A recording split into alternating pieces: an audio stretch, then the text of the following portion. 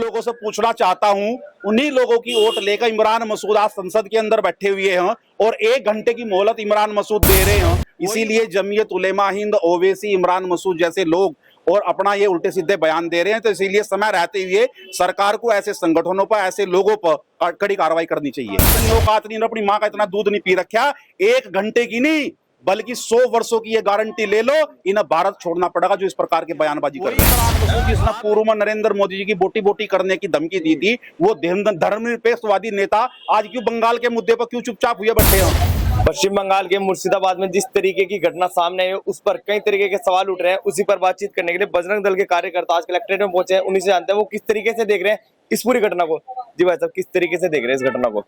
पश्चिमी बंगाल के अंदर जो दंगे हो रहे हैं, सुनियोजित दंगे हैं और इनके पीछे कहीं ना कहीं ओवैसी जैसे, इमरान मसूद जैसे, जमीयत उलेमा हिंद जैसे संगठन ये खड़े हुए हैं। और पश्चिमी बंगाल के अंदर हिंदुओं पर अत्याचार हो रहे, हिंदुओं की संपत्ति को लूटा जा रहा है, हिंदुओं को मारा जा रहा है। और मुर्शिदाबाद में जो 3-4 हिंदुओं का कत्लेआम वहां किया गया है, उसी के संबंध में आज एक ज्ञापन भी स्थानीय प्रशासन के माध्यम से देकर और वहां की सरकार को बर्खास्त करते हुए और पूरा बंगाल ये सेना के हवाले किया जाना चाहिए और दंगइयों को देखते ही गोली के आदेश ये दिए जाने चाहिए। ऐसा एक ज्ञापन के माध्यम से हम लोगों ने आज मांग की है। लेकिन मैं इसी के साथ ये कहना चाहूंगा कि बंगाल के अंदर जो आज स्थिति होगी, वो स्थिति पाकिस्तान के अंदर, बांग्लादेश के अंदर हिंदुओं की उससे भी बदतर स्थिति ये बंगाल के अंदर हो चुकी है।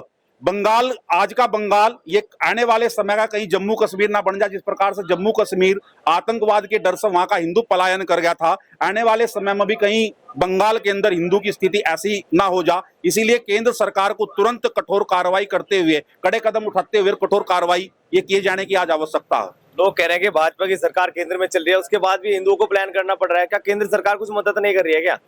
अब केंद्र सरकार क्या मदद कर रही है, इसी संबंध में आज ये ज्ञापन दिया गया है। हिंदू समाज को, अपने हिंदू बंधुओं के लिए ये खड़े होना चाहिए। केंद्र सरकार भी जब ही कड़े कदम उठाएगी जब हिंदू समाज अपने हिंदू बंधुओं के साथ में खड़ा होगा। कुछ लोग कह रहे हैं कि ये आरएसएस और बीजेपी इस तरीके की घटना कराती है ताकि उनकी हिंदू मुस्लिम होता रहे, उनकी राजनीति चमकती रहे। जो इस प्रकार के बयान दे रहे हैं कि बीजेपी ऐसा कर रही है, आरएसएस ऐसा कर रहा है, मैं उन लोगों से पूछना चाहता हूं, उन्हीं लोगों की वोट लेकर इमरान मसूद आज संसद के अंदर बैठे हुए हैं और 1 घंटे की मोहलत इमरान मसूद दे रहे हैं। वही इमरान मसूद जिसने पूर्व में नरेंद्र मोदी जी की बोटी बोटी करने की धमकी दी थी, वो धर्मनिरपेक्षवादी नेता आज क्यों बंगाल के मुद्दे पर क्यों चुपचाप हुए बैठे हैं? क्यों नहीं वे धर्मनिरपेक्षवादी नेता आज संसद के अंदर खड़े होकर बोलते या सड़कों पर उतरकर बोलते कि केंद्र सरकार को, बंगाल की सरकार को बर्खास्त करते हुए कार्रवाई करनी चाहिए, इमरान मसूद को जेल के अंदर डालना चाहिए। विपक्ष के लोग तो बोल रहे हैं कि आरएसएस और बीजेपी अपने आदमी भेजकर बंगाल में इस तरह की घटना करा रही है। जो इस प्रकार की भाषा बोल रहे हैं, वो इस प्रकार की भाषा इसलिए बोल रहे हैं कि उन्हें अपना वोट बैंक खिसकता हुआ देख रहा है। आरएसएस कोई ऐसा काम देश के अंदर नहीं करता जिससे देश, समाज और राष्ट्र में विघटन और इस प्रकार की अशांति पैदा हो। कोई वो नहीं करता, केवल अपने आप को इस प्रकार से बयान देकर आरएसएस के बारे में और सुर्खियों में लाना चाहते हैं। बंगाल के कनेक्शन बांग्लादेश और पाकिस्तान से बताए जा रहे हैं, क्या सही है? बिल्कुल होंगे। इस देश के अंदर जितने भी दंगे होते हैं, मुसलमानों को फंडिंग ये पाकिस्तान से, बांग्लादेश से और खाड़ी के देशों से होती है। मैं पहले से बोलता आया हूं कि कोई भी घटना हिंदुस्तान के अंदर होगी उसके तार विदेशों से जुड़े हुए होंगे। षड्यंत्र बैठे हुए विदेशों में वे लोग वहां करते हैं। इसीलिए गहनता से जांच हो और जो लोग भी उनके रडार पर सुरक्षा एजेंसियों के हुए उनके खिलाफ कठोर कार्रवाई हो। क्या लगता है कि जिस तरीके से पश्चिम बंगाल में वक्फ बोर्ड के खिलाफ इस तरीके से प्रदर्शन हो रहा है, क्या यूपी में भी हो सकता है ऐसा?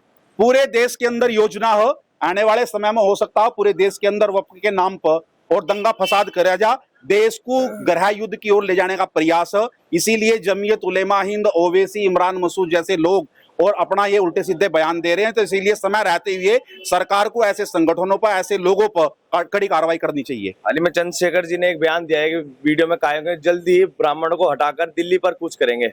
अब वो चंद्रशेखर जी क्या बयान दे रहे हैं, राजनीतिक व्यक्ति में इस बारे में कुछ नहीं बोलना चाहूंगा।